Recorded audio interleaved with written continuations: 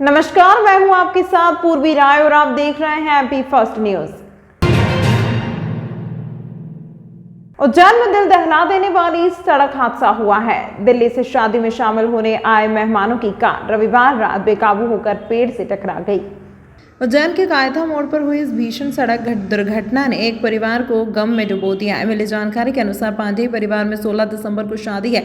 इसी शादी में शामिल होने के लिए दामाद नीतीश भारद्वाज गाजियाबाद से आ रहे थे। उन्हें रिसीव करने के लिए मक्सी से रवि पांडेय के बेटे मयंक, बेटी वंशिका और भांजा अटल एसयूवी से गए थे। हादसे के समय कार में 4 लोग सवार थे। टक्कर इतनी जबरदस्त थी कि कार का इंजन करीब 300 मीटर दूर जा गिरा। कार पूरी तरह से क्षतिग्रस्त हो गई। हादसे में कार चला रहे मयंक पांडेय की जान तो बच गई, लेकिन उसकी हालत गंभीर है। 2 अन्य लोगों की मौत हो गई है। इतनी भीषण दुर्घटना में कार को कटर से काटकर शव को निकाला गया। पुलिस ने मामले की जांच शुरू कर दी है। हादसे के कारणों का पता लगाया जा रहा है।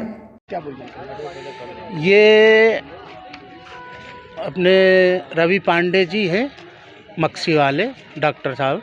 उनके यहाँ शादी थी कुछ, तो उनके रिश्तेदार गाजियाबाद से, दिल्ली से ट्रेन से आए थे, जो अपने नागदा उतरे थे। उनको अपने डॉक्टर रवि पांडे साहब हैं, उनके बच्चा, उनका लड़का और एक और था बच्चा, वो उनको लेने के लिए गए थे नागदा से गाड़ी से आ रहे थे। तो कायथा के पास में चामुंडा माता गेट है, वहाँ गाड़ी पेड़ से टकरा गई, अनबैलेंस होके, या जैसी भी स्थिति है वहाँ टकरा गई। तो गाड़ी पलट गई। उसमें बैठे तो उसमें 4 आदमी बैठे थे। तो 4 में से अटल, पिता मनमोहन शर्मा जी, उम्र 16 साल, निवासी टुकराना शाजापुर के हैं। दूसरे नीतीश, पिता मदन गोपाल भारद्वाज, ये उम्र 35 साल है, गाजियाबाद दिल्ली के हैं। इन दोनों की मृत्यु हो गई है। और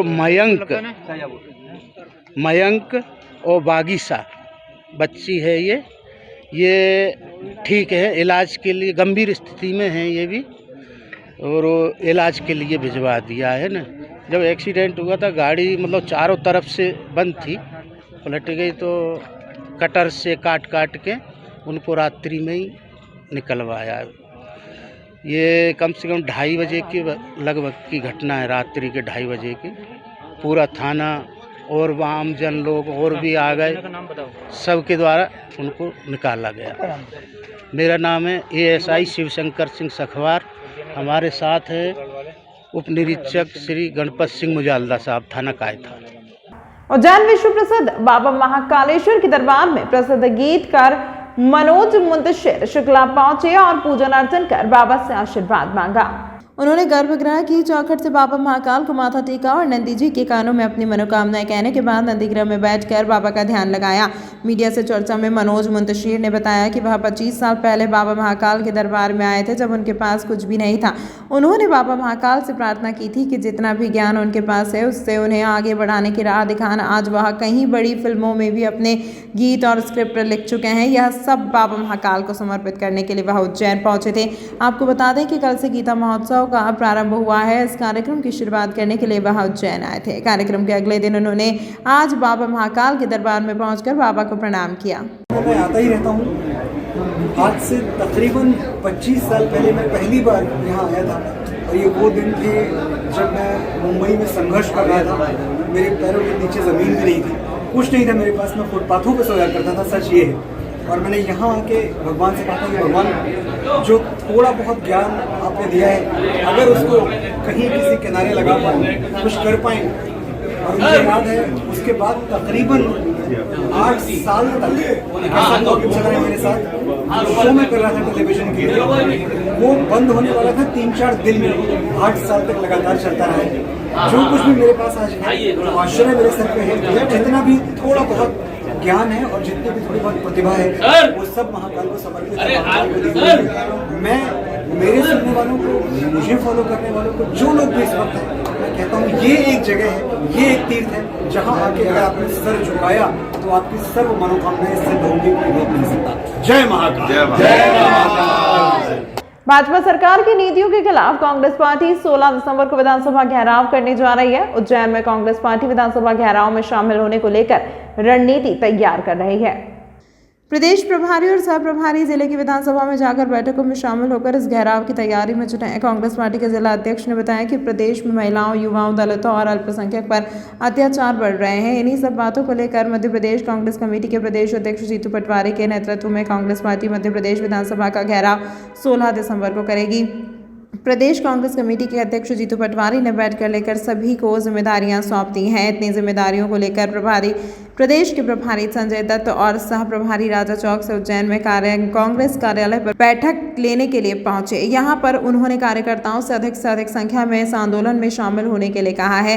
प्रभारी संजय दत्त ने बताया कि सभी प्रदेशों में व्यापक तैयारियां यहां की जा रही हैं। सरकार के प्रति जनता का रोष है। कांग्रेस संगठन अब जनता की आवाज बना है। जनता की बुलंद आवाज बनकर कांग्रेस कार्यकर्ता कम कर रहे हैं। संजय दत्त ने कहा कि मुख्यमंत्री कार्यकर्ताओं पर दबाव बना रहे हैं। उज्जैन शहर कांग्रेस अध्यक्ष मुकेश भाटी भी पूरी तैयारी में जुटे हैं। करीब 2000 से अधिक कांग्रेस कार्यकर्ता उज्जैन से इस घेराव में शामिल होकर जनता की आवाज को बुलंद करेंगे। शहर कांग्रेस और जिला कांग्रेस की टीम 2000 लोगों को लेकर इस आंदोलन में शामिल होगी। 16 तारीख को भोपाल में प्रदेश कांग्रेस के तरफ से विधान सभा का घेराव का आंदोलनात्मक कार्यक्रम हम करने जा रहे हैं।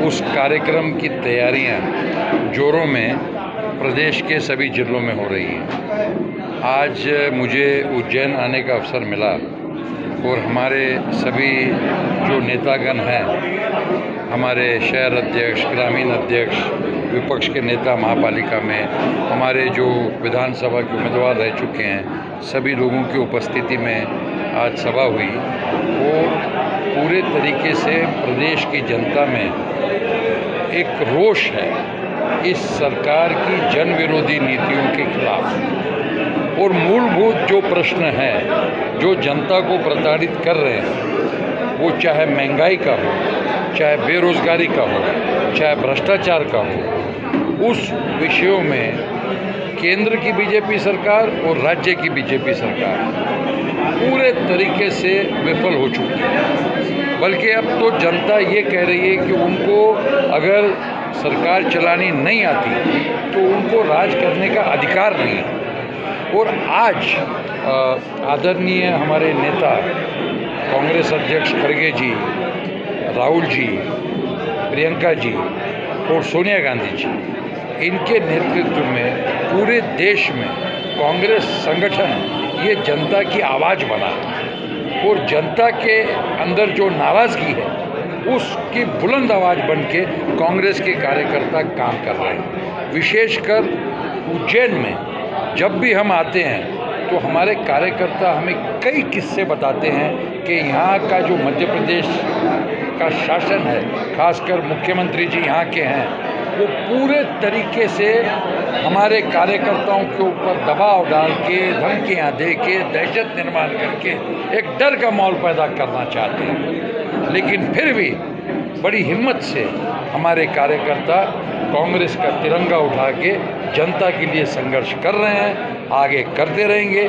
आज की बैठक के बाद मुझे ये विश्वास है कि 16 तारीख का जो रैली का आंदोलन हमारा भोपाल में है, उज्जैन से बड़ी संख्या में यहाँ के हमारे कार्यकर्ता और नागरिक उसमें शामिल होकर उसको सफल बनाएंगे।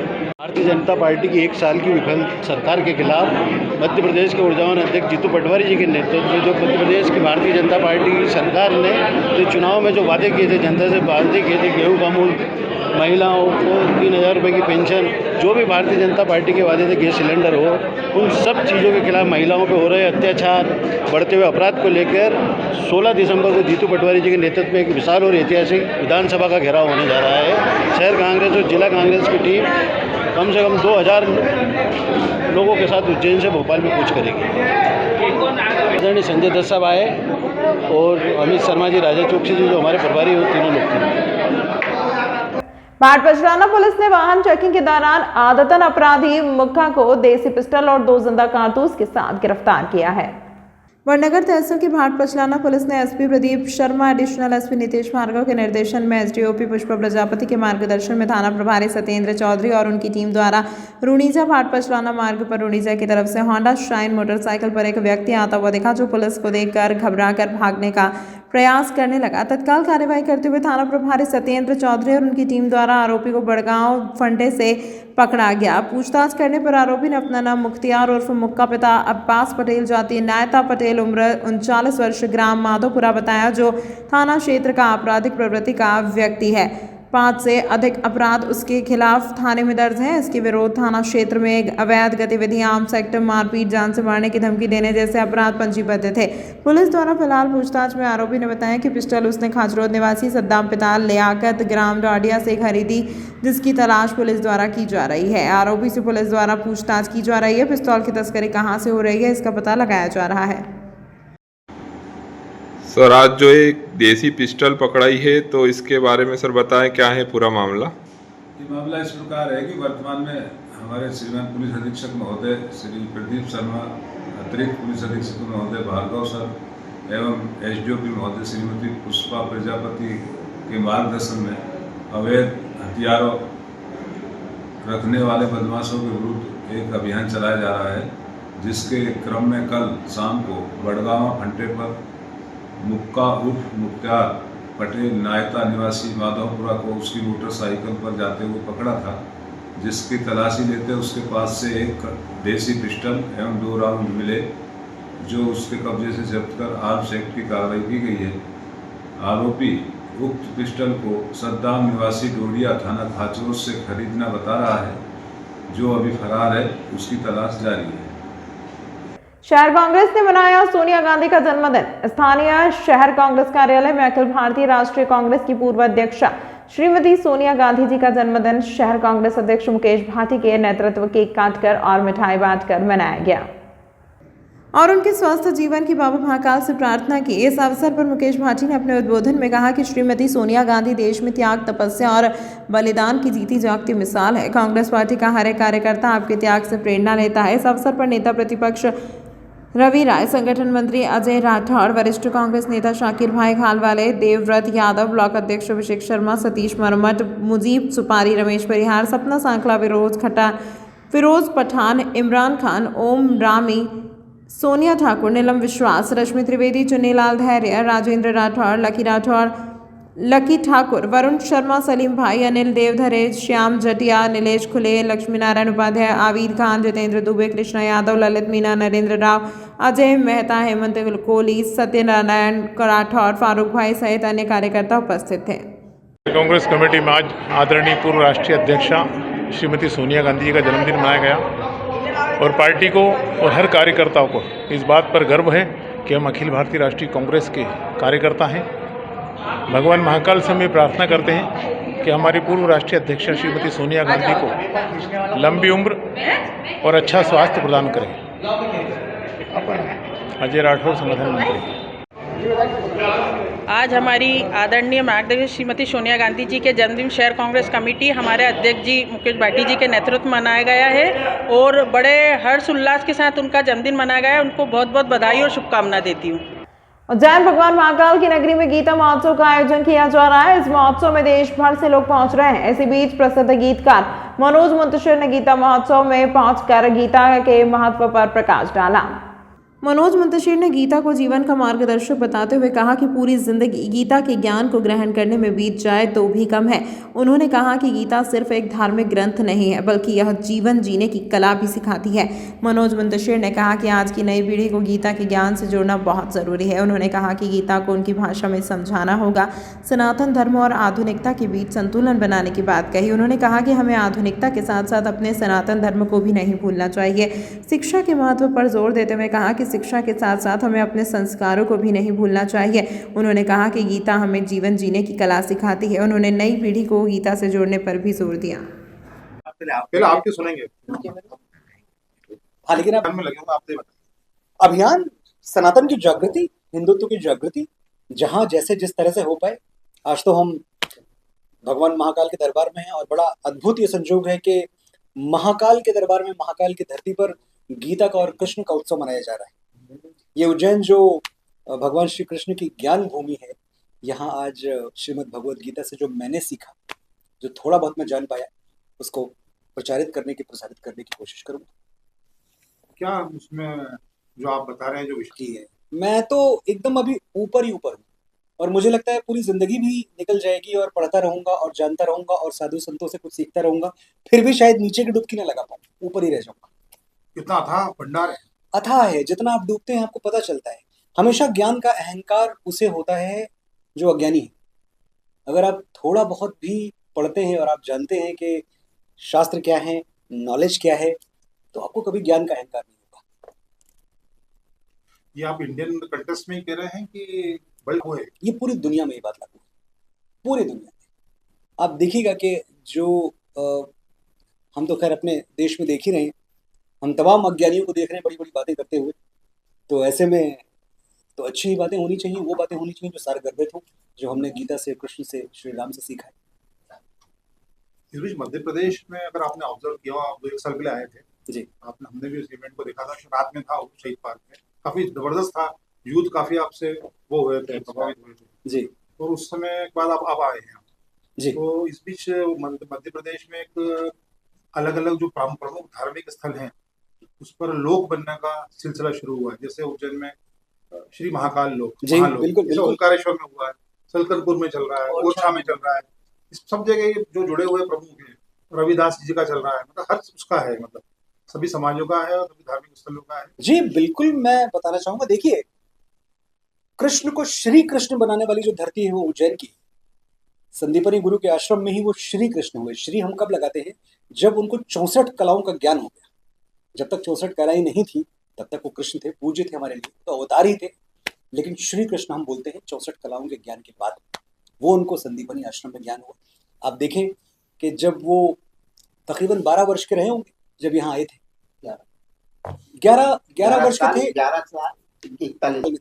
11 वर्ष के थे जब उन्होंने कंस को मारा था, और हाँ, और कंस को मार के फिर वो यहाँ आए। तो इतनी अल्प आयु में उन्होंने जो सीखा, योगेश्वर कहलाए। तो ये तो खैर इस धरती का पुण्य प्रताप। क्या इस बात से सहमत है कि गीता का जो सूत्रपात हुआ और जो 64 कलाएं और विद्याएं जो उन्होंने सीखी संदीपनी आश्रम में अपने भाई के साथ, और मित्र बनाया उन्होंने यहाँ पर, फिर वो उनकी पटरानी भी यहाँ की थी जी, तो आपको ऐसा लगता है कि जो सूत्रपात गीता का हुआ है जो विश्व भर में आज भी, आप सहमत है कि उसका सूत्रपात उज्जैन से हुआ? बिल्कुल यहीं से हुआ है। जब ज्ञान मिलने का जो आरंभ है, शुभारंभ है, वो यहाँ से हुआ। तो जाहिर सी बात है, ये हमें मान लेना चाहिए कि गीता का जो सूत्रपात है, गीता का जो गोमुख है, वो उज्जैनी में है। नए बच्चों कर्म का वो देती है संदेश, लेकिन नए बच्चे तो हर चीज इंस्टेंट चाहते हैं, तो उनके लिए आप क्या करें? तो उनकी भाषा में बताना पड़ेगा। देखिए, क्या है कि अगर हम नए बच्चों को खारिज करते जाएंगे ये कहेंगे कि इनको तो नहीं समझ में आती है, इनको तो भाषा नहीं आती है, इनको तो साहित्य नहीं आता, ये क्या जाने गीता क्या है, इसमें हमारा बहुत नुकसान है। और ये गलती हम करते आए हैं, हमें अब ये गलती रोकनी होगी। हमें गीता को उनकी भाषा में समझाना पड़ेगा। कौन सी भाषा समझते हैं वो इंस्टाग्राम की भाषा समझते हैं, 90 सेकंड की, 60 सेकंड की रील समझते हैं, तो रील बनाओ, किसने मना किया? जैसे समझते हैं वैसे आप उनको गीता समझाइए। होगा क्या वरना कि हम बहुत आगे निकल चुके हैं, लेकिन ये आगे निकलना शायद हमारे लिए एक खराब चीज बन के रह जाए। हमने पक्षियों की तरह आकाश में उड़ना सीख लिया, हमने मछलियों की तरह समुद्र में तैरना सीख लिया, इंसान की तरह धरती पर रहना कब सीखेंगे? वो तो हमको गीता ही सिखाएगी। पिछले कुछ दिनों में जो हमारी नई पीढ़ी रही है, इसके साथ ये हादसा हुआ है कि रफ्तार तो बहुत मिल गई लेकिन गहराई चली गई। जैसे जब आप स्टेशन पे जाएं ट्रेन पकड़ने के लिए, तो कभी कभी ऐसा होता है कि ट्रेन पकड़ने की जल्दी में बहुत सारा सामान स्टेशन पे, प्लेटफॉर्म पे छूट जाता है। तो वैसे जो हमारा सनातन है, जो हमारा हिंदुत्व है, जो हमारा साहित्य है, जो हमारा ज्ञान है, वो प्लेटफॉर्म पे छूट गया है। तो ये हमें उठा के उनको देना है कि ये भी तुम्हारा है। और अगर तुम अपनी आयु समझते हो कि 8 साल, 10 साल, 15 साल, 20 साल है, तो ये गलत है। तुम्हारी आयु 10,000 अठवा साल है, 10,000 20 साल है। जो तुम्हारे पूर्वजों ने जिया वो भी तुम्हारा है, जो तुम्हारे पूर्वजों ने पुण्य प्रताप कमाए, जो उनके डीएनए में है, वो भी तो तुम्हारा है। उसे छोड़ क्यों रहे? इससे बड़ी मूर्खता कोई हो सकती है क्या कि आपके बाप दादा आपके लिए अरबों खरबों की संपत्ति छोड़ के चले जाए और आप झोपड़ी में रहें? तो मूर्खता है ना। तो हमारे बच्चे जाने अनजाने ये करते हैं कि है बहुत कुछ उनके पास, लेकिन उनको पता नहीं। लेना क्यों नहीं चाहते? लेना चाहते हैं, हमें देना नहीं है। ये जिम्मेदारी आप लीजिए और मैं लूंगा। ये हम बच्चों पे ये तोहमत नहीं डाल सकते। हमें देना ही नहीं आया, हमें सीखना पड़ेगा। वो तो चलना भी नहीं जानते थे जब पैदा हुए, तो वो तो दूध पीना भी नहीं जानते थे। जो उनके लिए सबसे नितांत आवश्यक था वो ये था कि माँ का दूध पिए, वो भी उनको सिखाना पड़ा, ट्रेन करना पड़ा। हमने किया ना अपने बच्चों के साथ, तो आप गीता क्यों नहीं सिखाएंगे उनको? आप ये उम्मीद क्यों करते हैं कि उनको खुद ही आ जाए? वो तरीका क्या हो? क्या सरकारें उसमें सुझाव मतलब करें, पहल करें, या हम कह रहे हैं या धर्मगुरु करें, क्या करना चाहिए? सरकार बहुत देर से आती है, धर्मगुरु बहुत देर से आते हैं, मेरे जैसे लोग बहुत देर से आते हैं। सबसे पहली जो शुरुआत होगी वो आपके घर आंगन में होगी। आपके घर आंगन में आप उनको अगर बेसिक से सिखाना शुरू करेंगे, उनकी भाषा में सिखाना शुरू करेंगे, और बड़ी बात सरल लहजे में अगर आप उनको बताएं कि हाँ, अगर आपको कर्मयोग सिखाना है गीता का, तो कर्मयोग कर्मण्येवाधिकारस्ते मा फलेषु कदाचन, वो नहीं समझेंगे। लेकिन उनको ये बताओ कि बेटा कोशिश करोगे, जिस चीज की भी कोशिश करोगे वो तुम्हें प्राप्त अवश्य होगी, उसको कोई रोक नहीं सकता। अच्छा ऐसा होता है क्या? If I will try I will achieve, yes you will achieve. Where is it written? Where is the testimony? The testimony lies in Bhagavad Gita. So that's how you connect Bhagavad Gita today life. Family तो nuclear होती जा रही है और आदमी 2 रोटी के चक्कर में इतना डूबा हुआ है कि मैं फिर भी कह रहा हूँ कि ये तो हमारा एस्केपिज्म हो गया, पलायन हो गया ना। आपने चलना सिखाया, उस वक्त आपने नहीं बोला कि भाई हम बहुत बिजी हैं, देखो तुम्हें हम चलना नहीं सिखा सकते हाथ पकड़ के, तुम्हें हम दूध पीना नहीं सिखा सकते, तुमको हम ये जो खड़ी सिखाते हैं, अक्षर सिखाते हैं, काका गागा अंगा, ये सिखा नहीं सकते हम। वो सब आपने सिखाया, ये भी आप सिखाइए, समय निकालिए। नहीं, कमर्शियल वर्ल्ड बहुत है, कमर्शियल बहुत उसकी उस बीच समय कैसे निकालें? तो लोगों को, बच्चों को लगता है कि हम इस तरफ क्यों जाएं, हमारा हमारा फायदा क्या है इसका, इन टर्म्स ऑफ मटेरियल। बिल्कुल। तो यहाँ हमें चालाकी से वो तरीके ढूंढने होंगे जिधर वो इन्वेस्टेड है। वो करते क्या है? हमारे बच्चों का जो पूरा वक्त है वो स्कूल के बाद, प्लेग्राउंड के बाद, खेलने के बाद, ट्यूशन के बाद किस चीज में अपना वक्त लगाते हैं? वो मोबाइल फोन देख रहे होते हैं। वो बहुत अच्छा जरिया है, उससे आप उनको दूर करने के बजाय कि बंद करो, ये कोशिश करिए कि मोबाइल देखें लेकिन मोबाइल पे गीता सुने। ये भी तो हो सकता है सर। लेकिन कहीं ना कहीं आज की तारीख लग जाते हैं, कभी राजनीतिक स्टंट में आ जाते हैं, तो कभी सोशल मीडिया पर वार करते हैं। तो ये क्या कथावाचकों को शोभा देता है? क्योंकि शुद्ध गीता का ज्ञान व्यास गद्दी से बैठ करके अनर्गल बातों में घुस जाते हैं। देखिए, राजनीति युग धर्म है, इससे हम अलग नहीं हो सकते। और मुझे लगता है कि राजनीति को नीची नज़र से ना देख के हमें एक सकारात्मक राजनीति अगर इन्वॉल्व होती है गीता के ज्ञान में, तो कुछ गलत नहीं है, क्योंकि हमें जीना तो यही है। और यहाँ ऐसा कोई नहीं है जो ये कह पाए कि वो गैर राजनीतिक है।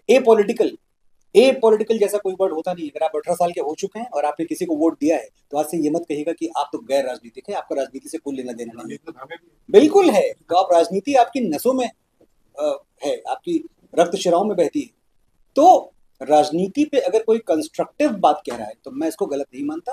लेकिन साथ ही ये भी सच है कि जब आप व्यास गद्दी पे बैठे हुए हैं तो बहुत बड़ी जिम्मेदारी है आपके साथ। आप ये ना कहें कि मैं तो साधारण आदमी हूँ। आप साधारण आदमी नहीं है। साधारण आप होते तो हम आपको व्यास गद्दी पे नहीं बैठाते। साधारण होते तो हम आपको सुनते नहीं। ये हजारों लोग आपको सुनने आ रहे हैं। आपका कर्तव्य है, आपकी जिम्मेदारी है कि उनको सही बात बताएं। आज का जो कार्यक्रम था, ये तो मैं भी नहीं जानता हूँ। जैसा भगवान कृष्ण बुलवाएंगे वो बोलूंगा। बहुत तैयारी से तुम्हें कभी आता नहीं, लेकिन हाँ, मुझे ये पता है कि मैं कृष्ण का प्रेमी हूँ, उनके अनुराग में बोलूंगा। आपको पता है कि माँ मीरा जब मथुरा वृंदावन की यात्रा पे थी, वो माँ मीरा जिन्होंने कृष्ण के नाम पर विष पी लिया था, तो वहाँ उन्होंने बांके बिहारी मंदिर में अपने पद गाए और सुनने वाले भाव विभोर हो गए। इतना अच्छा गाया। गायन समाप्त हुआ, माँ देखती हैं कि सामने तानसेन के गुरु स्वामी हरिदास बैठे हुए हैं। स्वामी हरिदास ने माँ को अपने पास बुलाया, कहा मीरा तुमने बड़ा अच्छा गाया, बहुत बढ़िया गाया, बड़ी भावना थी तुम्हारे गाने में, लेकिन थोड़ा तुम्हारे राग ठीक नहीं लगे।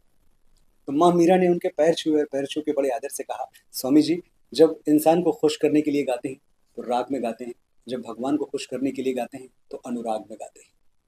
तो आज मैं भी अनुराग में बोलूंगा। आपको कब तक नारायण कहीं खोई नहीं है, मेरे पास है हमेशा। जिसको खोए हूं उसे मिले, मेरे तो कभी खोई नहीं। आपकी यात्रा कहाँ तक पहुंची? मेरी यात्रा नारायण के साथ। नारायण, मैं नारायण ही मैं हूं पूरी तरह से। मेरी जो गलतियां हैं, मेरा जो अच्छा है, मेरा जो बुरा है, वो सब नारायण के ही सहारे हैं। और हम में से किसी से भी नारायण नहीं खोए हुए हैं। एक तरफ फिल्म है, एक तरफ धर्म है, कैसे ये एक तरफ क्यों है? कैसे अलग कर रहे हैं? नहीं, कुछ एक तरफ नहीं। मैं ऐसी कोई फिल्म करता ही नहीं जो मेरे धर्म के आने। आपको क्यों लगता है कि मैं अगर बॉलीवुड में खड़ा होकर अपने संस्कारों की बात करता हूँ और बॉलीवुड में खड़े होकर भी मैं जो बात अपनी है उसको कहने से कभी डरता नहीं, तो शायद ये इस बात का संकेत है कि मैं दुनिया के सारे भय पीछे छोड़ चुका हूँ। मुझे कोई फर्क नहीं पड़ता। मुझे सिर्फ एक बहुत बड़ा मीडियम है, बड़ा सुंदर माध्यम है सिनेमा। उस सिनेमा के माध्यम से अगर मैं 2-4 अच्छी बातें कर पाऊँ तो मैं करूँगा। लेकिन साथ ही ये भी सच है कि वो जो लेफ्टिस्ट सिनेमा हमको सदियों से बेचा गया है कि जहाँ के गांव का जो सबसे अच्छा आदमी है वो खान चाचा हैं, जो सबसे बुरा आदमी है वो मंदिर का पुजारी है, जहाँ के जब कोई विलेन जाता है कुछ खून खराबा करने तो पहले वो माँ भगवती की आरती उतारता है, तिलक लगाता है। ऐसा सिनेमा ना मुझे बर्दाश्त है और ना मैं ऐसे सिनेमा का कभी हिस्सा बनूंगा। सर मेरे 2 सवाल जी, हम लोग तमाम महत्वपूर्ण खबरों के लिए देखते रहिए MP फर्स्ट न्यूज।